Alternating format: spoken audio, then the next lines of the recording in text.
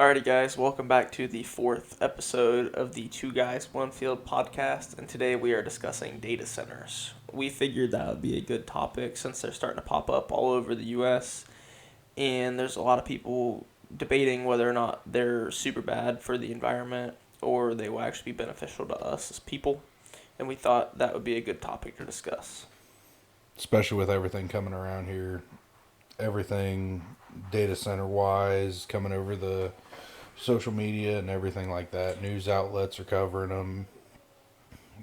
Sounds like a great idea to start talking about it. You know, there's a lot of things that people say or try to say are good with them, like the tax benefits for your state and the jobs that they're going to create and, the revenue that comes along with them. And there's also the other side of, what are they going to do pollution-wise? How much farm ground are they taking away? And what are they going to be doing to our water table at the end of the day when it comes to these data centers? Because, they're taking up a bunch of electricity, they're taking up a bunch of water. The water. They're supposed to be closed-loop systems, but who knows what's actually going on with them. Yeah, you never know. Alrighty, so the first topic we want to discuss is, once these data centers go up with all the power lines and everything ran through the ground and the farmland's basically gone, you'd spend more time cleaning it than you ever would, actually farming it once, eventually if they're done with them or whatever they do with them when they're done, they're outdated. They just leave them sit there, kind of like the windmills across the U.S. Comes up to, do you want to be digging up a bunch of power lines, a bunch of fiber optic or whatever they're using to transmit everything? It'd just be a pain. And all that concrete, because they're huge. It's not like, you rent your ground and putting it out of commission for a year. It's not you not farming it. This ground probably won't be farmed again for maybe ever. You don't know what they're going to do to the soil and the ground, with all the stuff that they put in there. And it could be permanently removed from agriculture. Especially if you have, let's see here. Especially if you're going through and just saying to heck with it. It's not like tearing down a house. You got a lot more concrete. You have a lot more just wire, everything. And it takes up a lot more of the land than anything like that. They're not making any more farmland.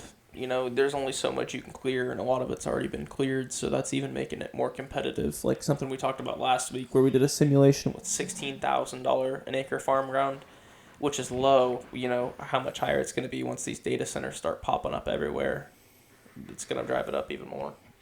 Especially with the fight for farm grounds never ending. That leads us right into our next topic of it drives farm ground price way out of reach, especially for younger guys that have no real equity in anything or borrowing power to be able to buy this $25,000 an acre farm ground after these data centers pop up. Back to the part of being for the younger guy, starting a farm is unheard of really anymore.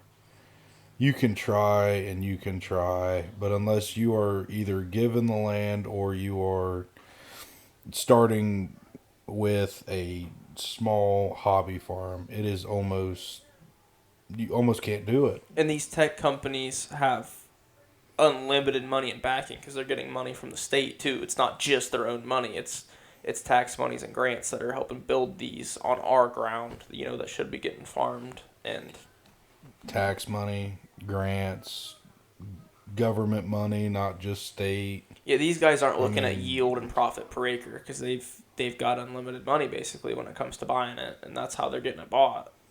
It's all the 1%. It's not the average everyday farmer who's got a little bit of money here and there, something to back them till next year. Yeah, these prices are getting way pushed past what farming would be able to support, even just factoring it into your whole financial situation to be able to pay for it. I think it was, 60 acres of owned land that you have that you're paying on, that you're just trying to get.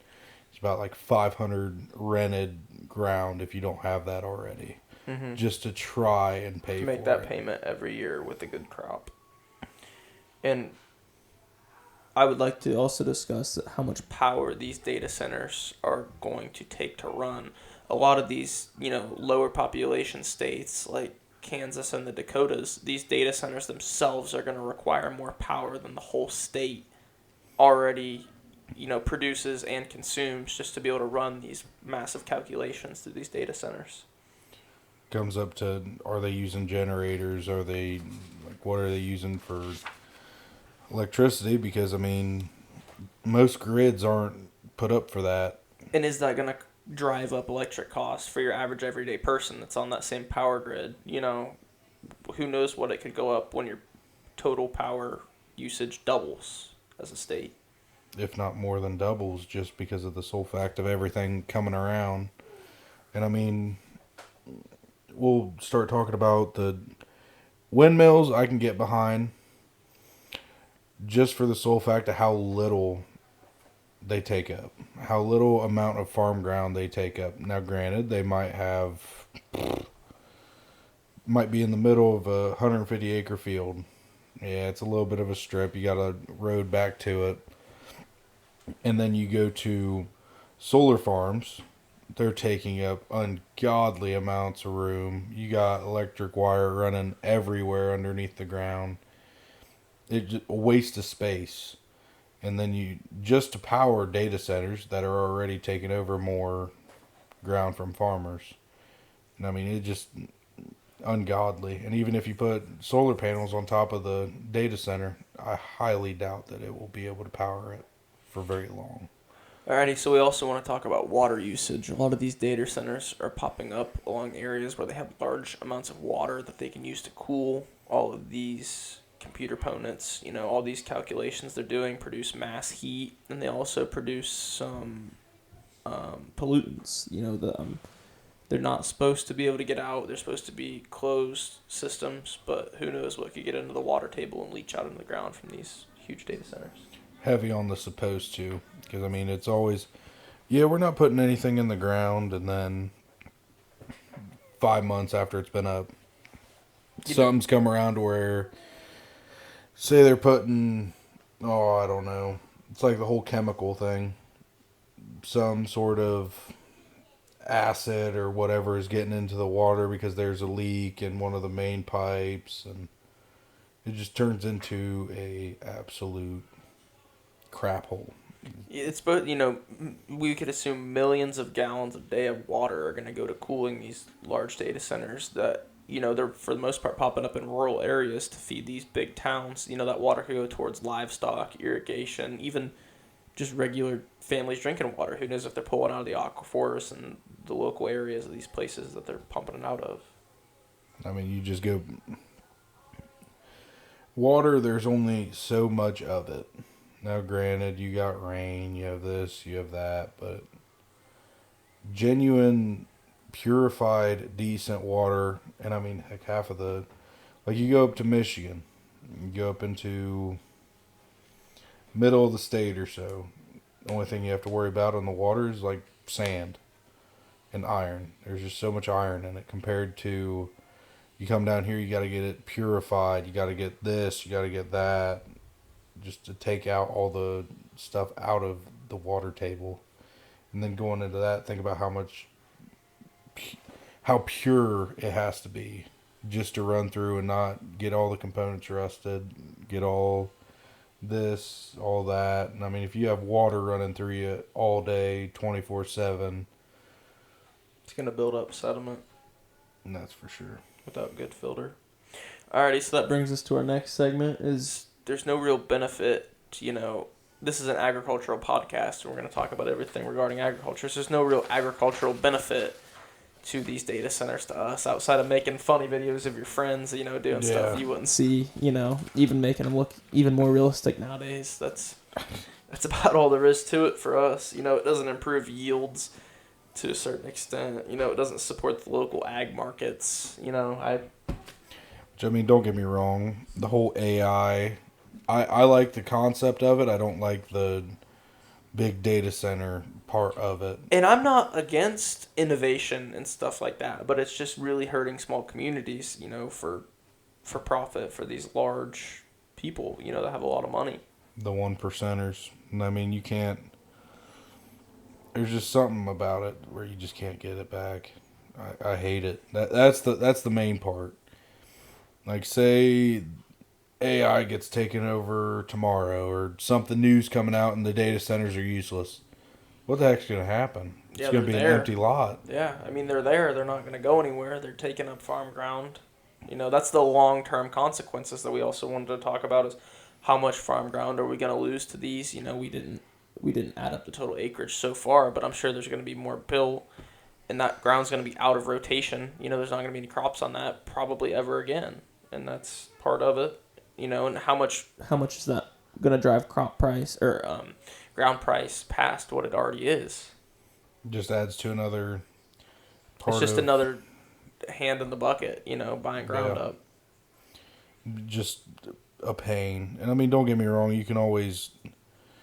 technically you can always go back, rip it up, whatever, but is it worth the money of buying that lot just to rip up all the concrete, all the wire, all the everything that goes into these things just to go back to farming? I mean, by then you got severe compaction that you won't be able to push a crop through unless you rip it up, and even ripping it up is going to be a pain. All the wear and tear on your equipment and everything like that, like, it's just not worth it. Yeah, at the end of the day, it just comes down to, these data centers, they see them as a great opportunity, and us as an agriculture and farming community. I'm sure you've seen the outrage on all social media, when it comes to building these in these small agricultural towns. Everyone's pissed off, and rightfully so, because they don't know what's going to happen and what the future holds for their community that these people building them have nothing to do with. They don't care what happens to their small towns and farms. They've got buku money where they can put these up wherever they want. No one can stop them because they can pay everybody off. If any of y'all live around a data center, let me know, or let us know, if the actual power, not not usage, because obviously it's going to use more power whenever they go up, but the actual price a kilowatt, or Because they're supposed to have their own power systems, to be able to produce their own power, but who knows if that'll actually happen. you never know with multi-million dollar, billion-dollar companies that they don't care. They're just there to make themselves more money. Yeah. The rich get richer while the poor die trying. Alrighty. So that concludes the fourth episode of the Two Guys One Field podcast. We'd like to know what you guys think. And we'd also like to know if you were offered $50,000 an acre for your farm, what would you do? Because at the end of the day, it's about helping you and your family. Or is the farmland value too high to lose, to these data centers? But yeah. I think that's it. We'll catch you in the next one. Like and comment. We appreciate your guys' time.